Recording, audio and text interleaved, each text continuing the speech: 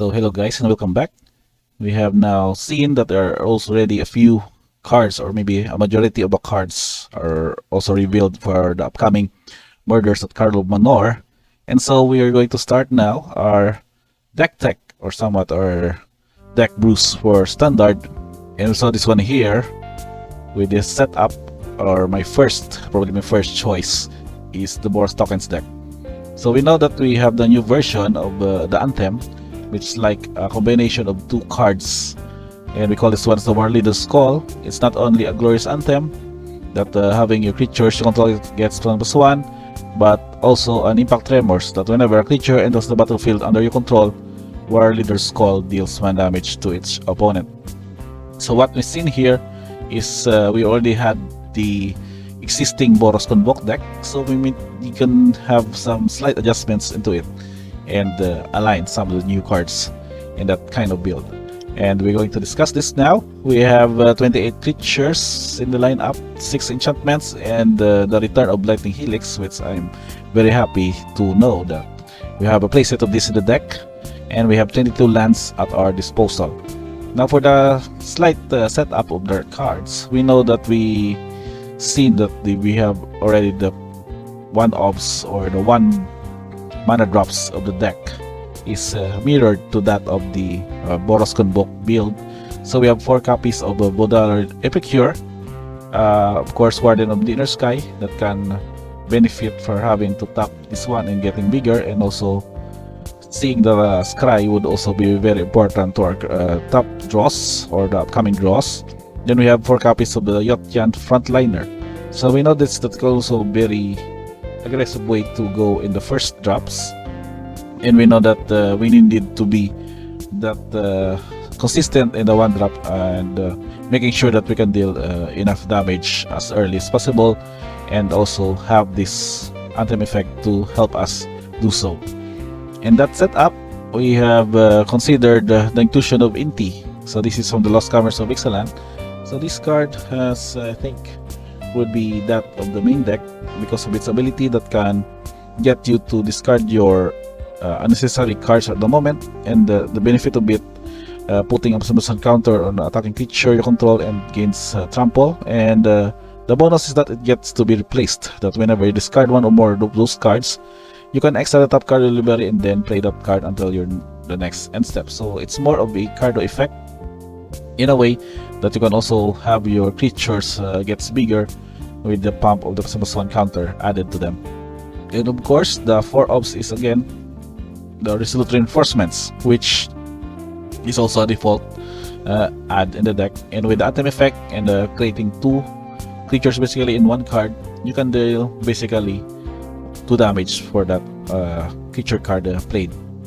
And for the 3 drops, we've considered adding also, aside from the usual Midrange Shooter, which can get a good pump effect and can go train troops in the late game, we have also included 4 copies of the Sanguine Evangelist. So this is now probably the build for the Boros Convoke, and we're also adapting this one since it has also a Battle Cry effect to get your opponents, your creatures to pump for additional damage, and also creating this bat token whenever it dies or enters the battlefield will also gets you a bonus damage ping for the War Leader's Call, as well as it makes sure that the creature token is a 2/2 black bat creature token with flying, which also the flying effect would also be very efficient in any evasive damage source, for example. And the last that maybe that we can call is one as the icon of the deck is Aurelia the Law Above.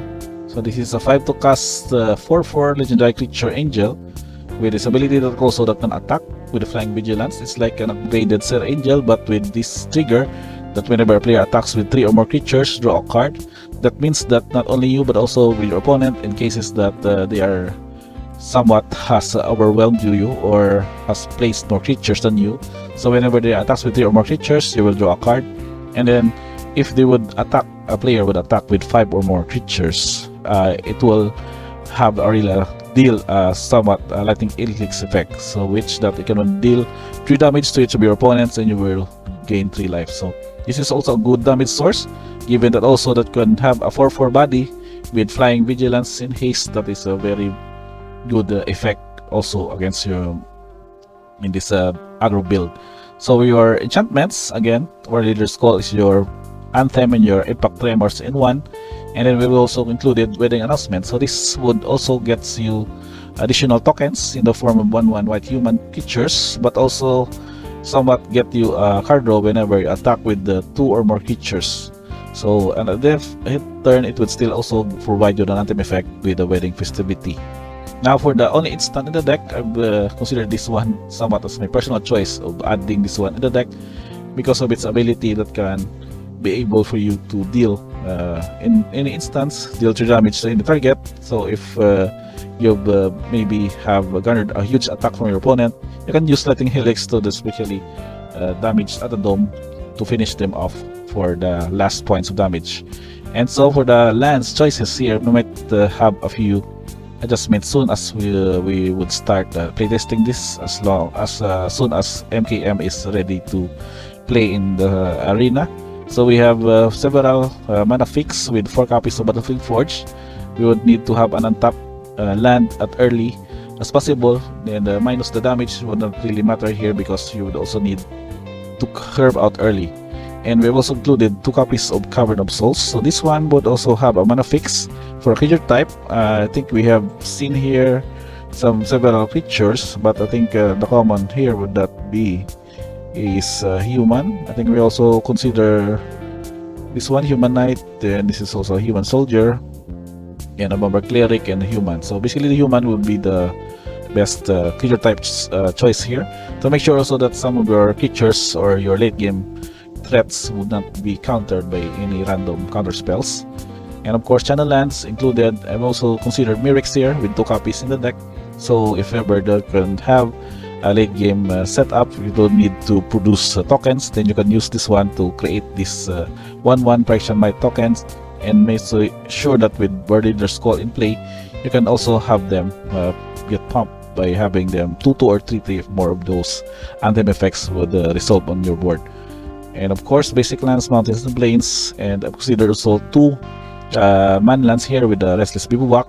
It can also become a 2/2 red ox creature that can pump counter by having a counter counter effect on a creature you control. And of course Token Sun, which also can also produce a token on its own. As you can see here, that it can be channeled to create 2/1/1 Color Spirit creature tokens, and with the anthem effect it can also have bonus damage effects to your opponent. And of course Standard Pass mana fix and the Lone Trump Portal that can also act as a semi mana fix in your deck. So that's basically it, the look of the Boros tokens or the Boros Aggro tokens deck tech for Murders of Karlov Manor Standard. We make sure that we can have some sideboards later, but we'll have another video for that. The last part would be the mana curve. We see here that we can have a average mana of 2.13. That's very cheap for this kind of build. We have several 1-2-3 punch that can go well, and the extra mana would also be used to just go with adding pumps, or maybe creating tokens with Myrics, for example, or activating mana lands. And the card distribution, we can have this somewhat even. We have white of 27, red is 20, and the producers are 16 and 17 basically. Tokens we have 9, but it had been error. Let me refresh this page. If you can see the tokens that you can use, we have basically a lot of tokens considered here, with the knight tokens, the human tokens, also with that of the bat token, for example. So we have 7 on this one: bat token, blood token, human token, knight token, and Praxian Might, soldier token, and spirit token. So I guess that's pretty much it for this deck tech. Let me know in the comments below what would be your suggestions or comments on what would this build would possibly be better, or with any new cards from the upcoming set would be adjusted to have this one in the main deck setup. So again guys, thank you for checking on this video or another deck tech for MKM Boros tokens. Don't forget to like, subscribe, you can have the notifications bell on, and see you guys on the next video.